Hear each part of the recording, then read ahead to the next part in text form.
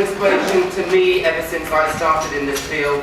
He takes people under his wing, he makes the best of people, he tells them they can do it, and it's no surprise that he runs the world's most successful and large and expanding, ever-expanding, multidisciplinary association for psychedelic studies. I give you...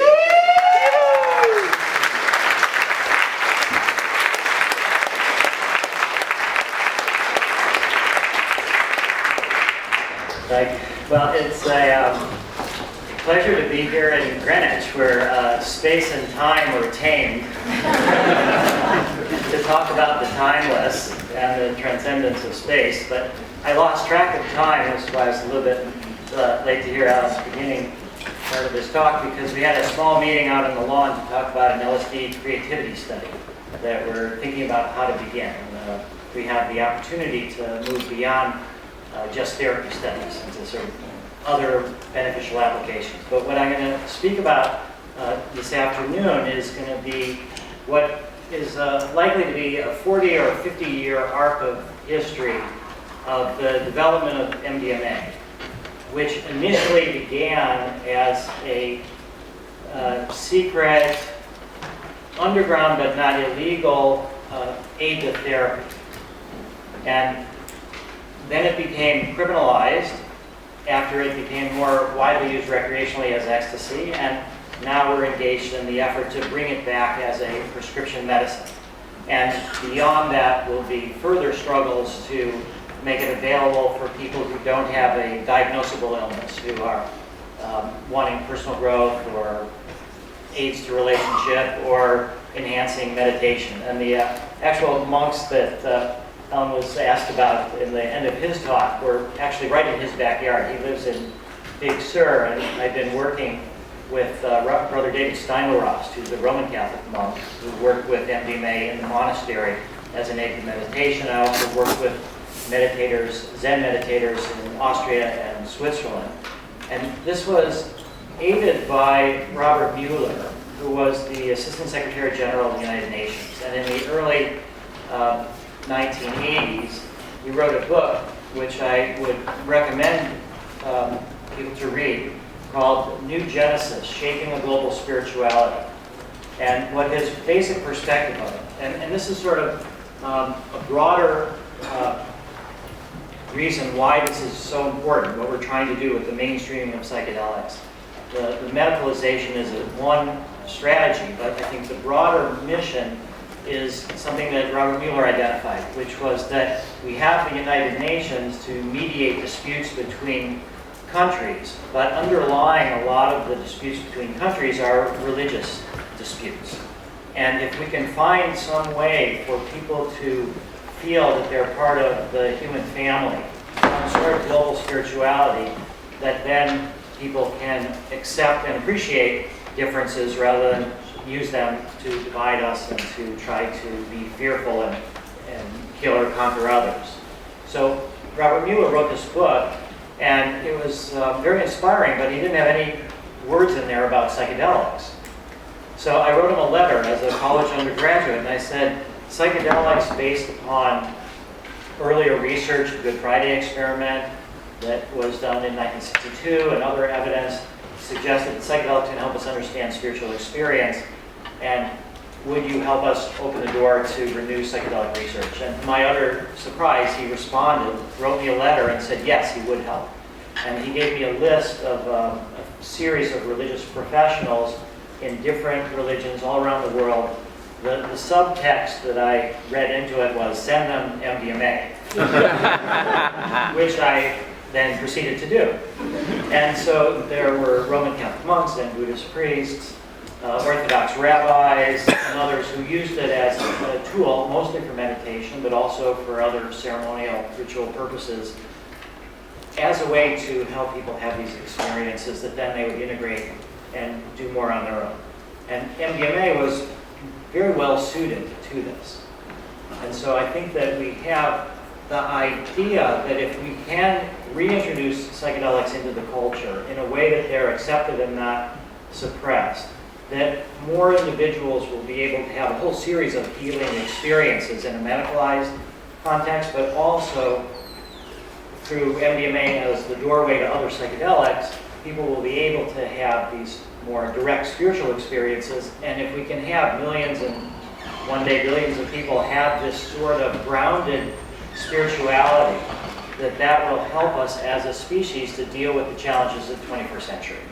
So I think that's the big picture of why we're here today, why I'm here today, why I've decided since the age of 18 to devote myself to bringing back psychedelics, in large part because I needed psychedelic therapy myself, and because I wanted to work with others to do that, but also from the planetary perspective, that we have a culture that's way overdeveloped intellectually, our technology is magical, and yet we have very diminished spiritual and emotional capabilities to deal with the technologies that we have. So that we're talking about trying to bring a species into balance, and the challenges, as we all know, are great.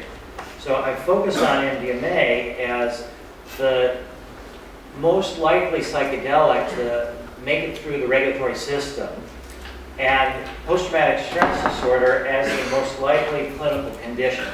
So this came from a lot of political analysis, strategic analysis. Basically, it's because MDMA, many people even say, is MDMA really a psychedelic? That it's not as visionary in certain ways. It doesn't dissolve the ego and will help people to sort of blend into a more unified consciousness. That it's a milder version, and I think because it's milder and gentler, it reduces fear. I think it will be easier for our society to open up to MDMA prior to the other psychedelics. And I think from a medical point of view, what the claim that we're making is that the therapists and psychiatrists who work with psychedelic psychotherapy would be more effective if they've had their own experiences. And I think the therapists and the psychiatrists in general are much more frightened of taking LSD than they are of taking MDMA. So I think we can roll it out into society easier than the other psychedelics. And I think we also have to look at the patient population and think about who are we trying to reach. And basically we're trying to reach a frightened, scared culture that has demonized and criminalized these substances. And so we have to pick members of society that are held in high regard.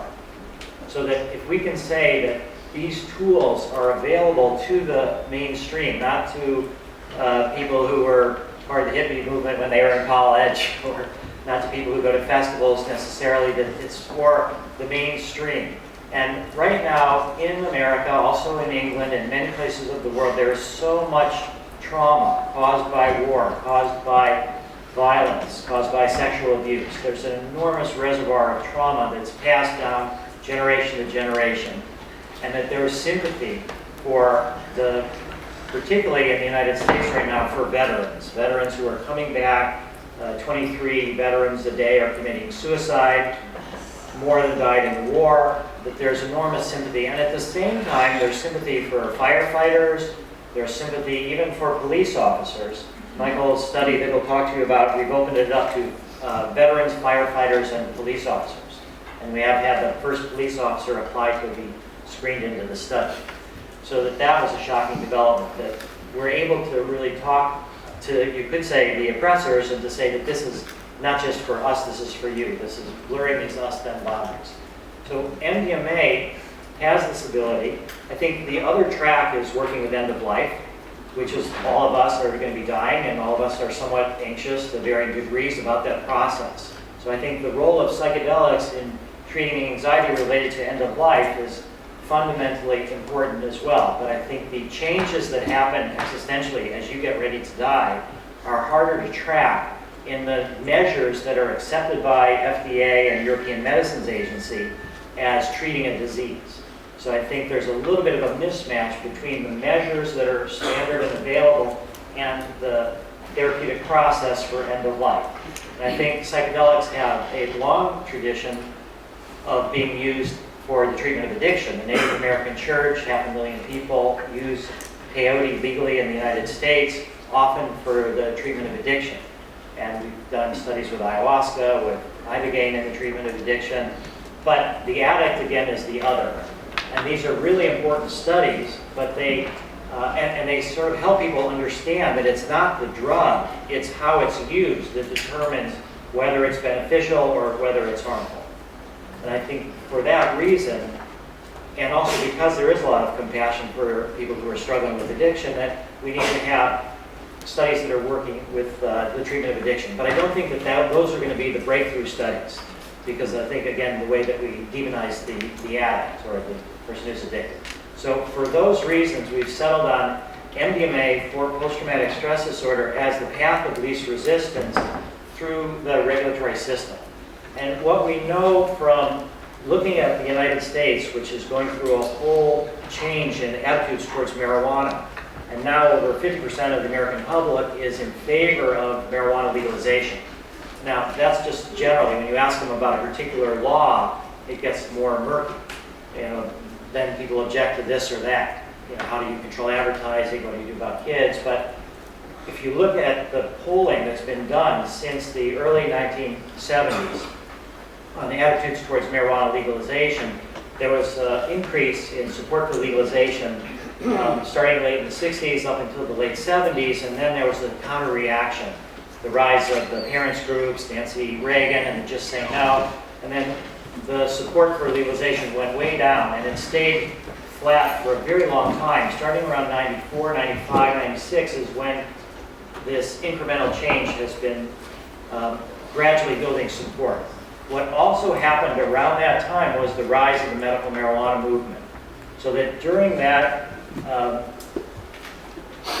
confrontation with helping suffering, that people changed their attitudes about broader legalization as well. And the polling that's been done, the people who are working on legalizing marijuana in the United States are extremely sophisticated now. They have the same polling firms that the major Republicans and Democrats use. Marijuana legalization is not whether they use marijuana themselves, which you would think that would be it. But it's actually if they know a medical marijuana patient. And so people are so inundated with anti-drug propaganda about the harms of these drugs that they don't know what to believe.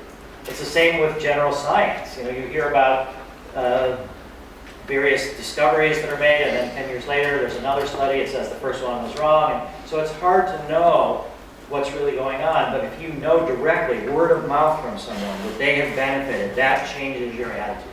So I think looking at the lessons of the medical marijuana and marijuana legalization, applying them to psychedelics and how we open psychedelics into the culture, we're going to be able to make a lot of progress, I think, through the medicalization. And I think the other part of 21st century Western culture is the embrace of science. And I think that is our strongest ally. That if we talk about scientific research that is validated by regulatory agencies, that is then gone through a peer review process, that has a lot of credibility in our society. And at the same time, that's leveraged into the media, into public education, because there's hundreds of millions of dollars that are being put into anti-drug public miseducation. But if you can, there's no way we can counter that. But the way that we can have chosen to do that is through focusing narrowly on scientific studies that then earn free media, that then have more credibility than advertisements, because they're presented by supposedly objective journalists. And then people read that and they change their minds. So I think the medicalization is an important route. The religious freedom route is another very important route. But I think there's two different problems with the religious freedom route. One is religion. And you can have religious freedom for groups, but you cannot really assert religious freedom rights in legal context for your own private spirituality. You need to have a group, and the group needs to have certain kind of traditions and rituals and training of their priests or rabbis or ministers, and then educating the young. So you're bound in a certain way to a group. And I think the fundamental thing for many of us is that psychedelics have been useful outside of formal religious contexts for our own personal growth and our own connection to spirituality. So I think there's a certain limited nature of how far we can go with religious freedom. But at the same time, it's so important to make that claim, because most people, again, mainstream, respect religions. So I think that working on religious freedom issues is very important. At the same time, this idea of personal spirituality, there's no context for it. The only context for that is legalization. So I think that the religious freedom is going to reduce the zeal of prosecutors and police, and that's what we see a lot with ayahuasca around the world, that there have been successful religious freedom cases that have been made through the U.S. Supreme Court and elsewhere. There's cases that are working through the courts here in England and in Brazil and Peru, other places where the religious use is legal, but there's many people that are using it outside of the religious context and are being able to use it without, overt and direct police suppression.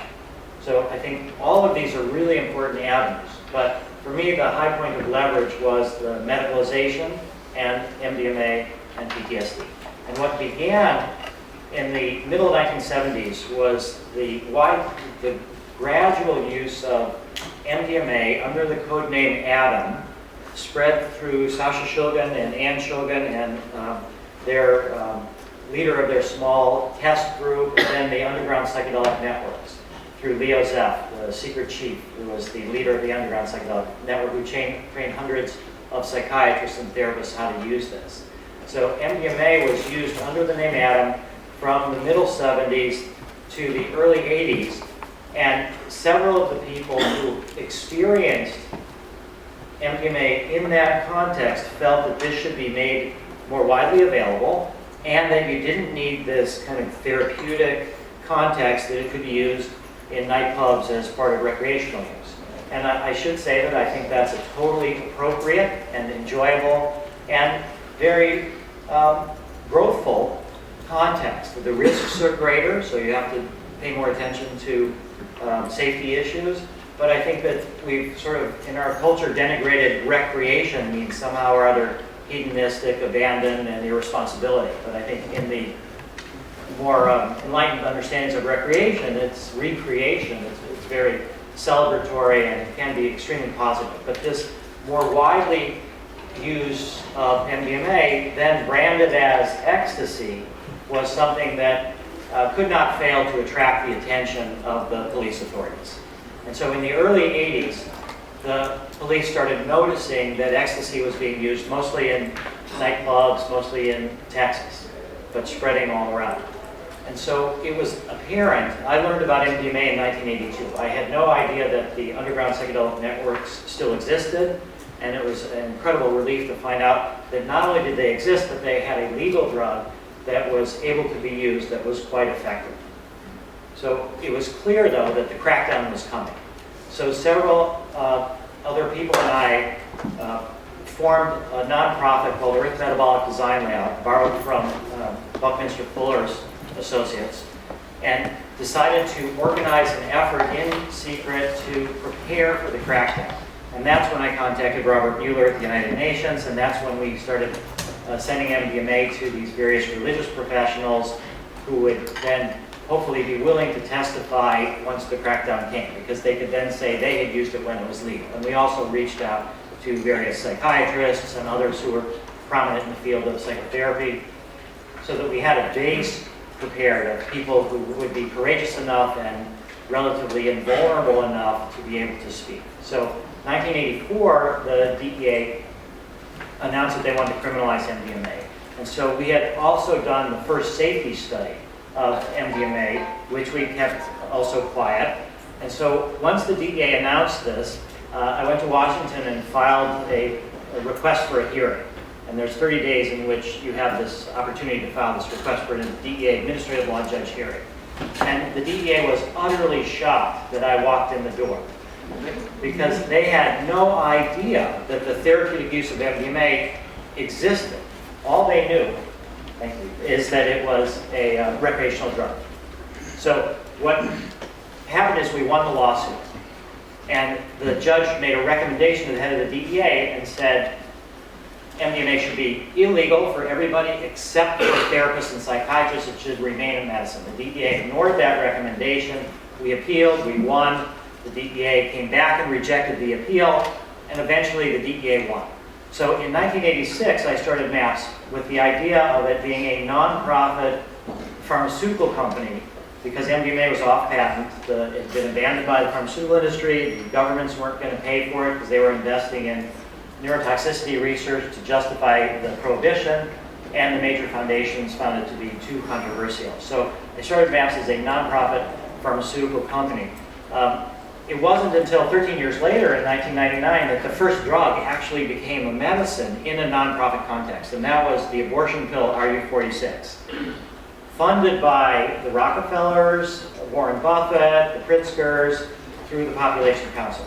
So that validated the principle that there could be nonprofit drug development, that it actually is a viable model. And it's taken us 27 years to get to this point where we are right now, where we are basically in the middle of the phase 2 process. So in order to develop a drug into a medicine, often you have preclinical studies in animals, then you have phase 1 safety studies in healthy normals, then you start working in patients, and you figure out a series of questions. And so what the phase 2 process is about is figuring out what is your method, what is the therapy. And for us, it's not just giving MDMA, it's MDMA-assisted psychotherapy. And we're trying to standardize the psychotherapy. So we've developed a treatment manual. All of this is available on our website for free. And you also have to analyze and review to see that the therapists are actually adhering to the method. So we audio tape and videotape all of our sessions. We have trained teams that look, called the adherence teams, that evaluate whether the therapists are following the method so we can bundle it all together. You also have to do a lot of studies on the dose. And in our current study, we're using, Michael's current study is 3 doses, 30 milligrams, 75 milligrams, and 125 milligrams. And what we've been surprised to find out is that a lot of the people that are getting the 75 milligrams are actually getting better. I thought that the 125, which is the standard in the underground therapy, that would be the ideal one, that you get some good results, but we're getting remarkable results with 75 also. So you need to figure out your dose. You also need to figure out your patient population. So we did our first study in mostly women survivors of childhood sexual abuse and adult rape and assault, people who had PTSD for an average of over 19 years. And what we found is that after that treatment, over 80% of them no longer qualified for a diagnosis of PTSD.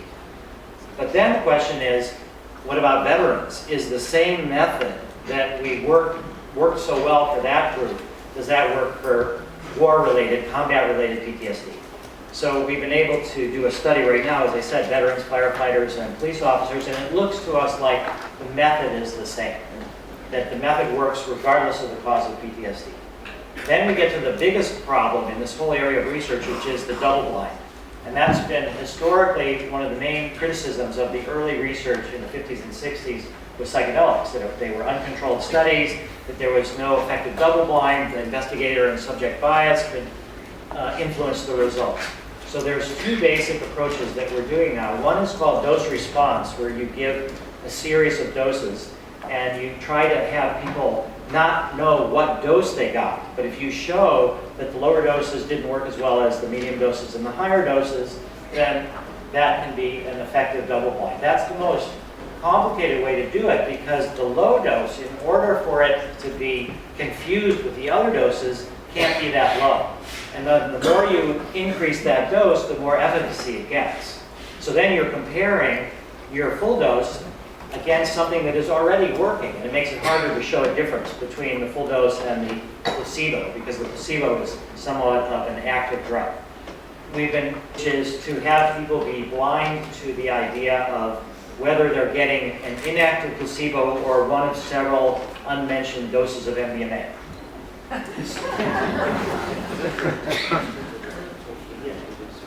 Yeah, I'll finish up in a second. I do want to take questions. Okay, we may have to come back to questions later after everyone's talked, because but keep going. Okay. So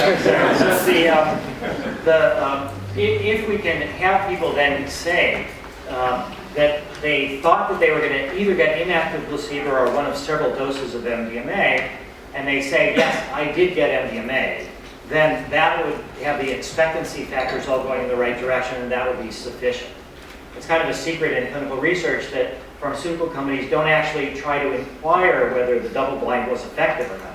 Because often drugs have side effects that people can tell whether they have the active drug or the inactive. So these are the core issues that we're trying to figure out in phase 2. You don't want to start anything in phase 3 that you haven't already tested in phase 2, because phase 3 we're anticipating is going to cost about $15 million.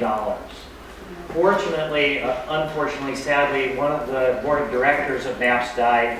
He was a brilliant computer person. He's left us $5 million in his will. And we now have reserved that for the phase 3 trials.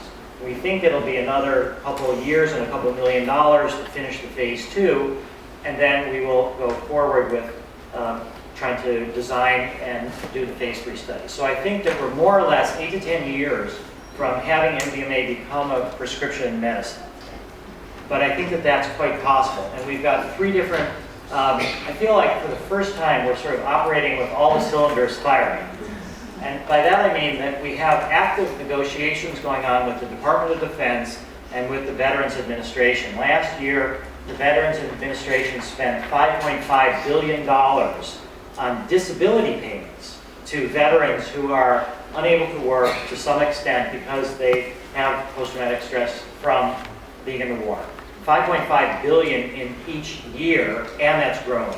So there's massive incentives, but at the same time there's the cultural stigma. So we've not yet been able to get formal cooperation, but we are working at higher and higher levels with politicians in Washington. Michael and I have been to the Pentagon for meetings, which was quite a thrilling experience. Walk into the Pentagon and then walk out again.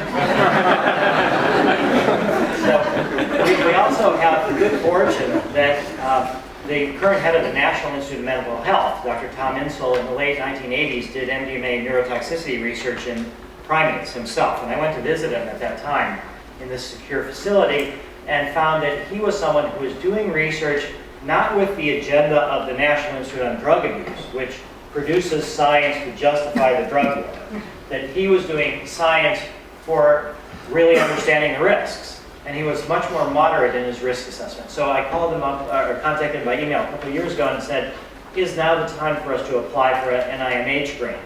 And he said, yes, he thought it was. And he's assigned one of his top PTSD experts to help us craft a proposal that's most likely to get government funding. But what he said is that the peer review committees are notoriously unsympathetic to innovation of all kinds. And that's a difficulty. So he can't guarantee that we will get NIMH funding. Then the other track, and this is something I've learned very recently, and then I'll be just one more minute, is that there's an obscure FDA policy that says that if you're the first to make a drug into a medicine, even if all the patents have expired, even if the use patents are expired, you get what's called data exclusivity, which means that for a period of 5 years in the US, 10 years in Europe, that you can be the only one to market it using that data. Somebody else could use their own studies to get permission to market MDMA for PTSD, or make MDMA into a medicine for something else. Several days ago, we got permission for from the FDA for an MDMA autism study that we're now going to be starting at Harvard UCLA. With autism, social anxiety from autism. And again, this is not something that we dreamed up. This is something that in the age of the internet, there are hundreds of people who have reported using MDMA in recreational context. These people had Asperger's, had some level of autism, and they talk about how MDMA were helpful to them. So Alicia Danforth did her PhD dissertation on these people, contacted them, and that's the basis for our application. So we are expanding what we're trying to do with MDMA. But this idea of data exclusivity means that MAPS could, or whoever could end up having this period of 5 to 6 years where we're the only ones being able to sell MDMA. And that means that there's a certain income that comes from that that can then be used to fund further research. So we're exploring that. And many of my associates and advisors have told me not to talk about this. But I think the idea is, the worry is some big pharmaceutical company comes in and beats us to market, which is actually total success.